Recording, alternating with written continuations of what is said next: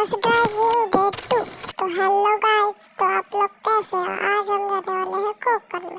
तो देखो कोकर में कितना सुहाना है, कितनी हरियाली है, कितने बड़े बड़े पेड़ हैं और कितने पक्षियाँ हैं। देखो बहुत अच्छा है। आप लोग ये नेचर एंजॉय करो। और देखो देखो, माय गॉड, इतना बड़ा एक्सीडेंट हो गया। ये देखो मेरी गाड़ी तो बच गई है, एक बस और दूसरी बस मेरे को ठुक गई है। तो जब हम निकलते इधर से, निकल गया था। और इधर देखो एक ट्रक का भी एक्सीडेंट हो गया है। देखो इतना बड़ा एक पुलिस गाड़ी भी आ गई है उधर।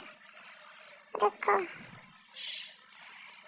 कितना बड़ा एक्सीडेंट हो गया है इधर, डायरेक्ट पेड़ पे ठुका है वो। देखो पेड़ पे ठुका डायरेक्ट, सीधा जाके पेड़ पे। एक ड्राइवर को बहुत लगा, ड्राइवर को नहीं लगा होगा, पैसेंजर को लगा होगा।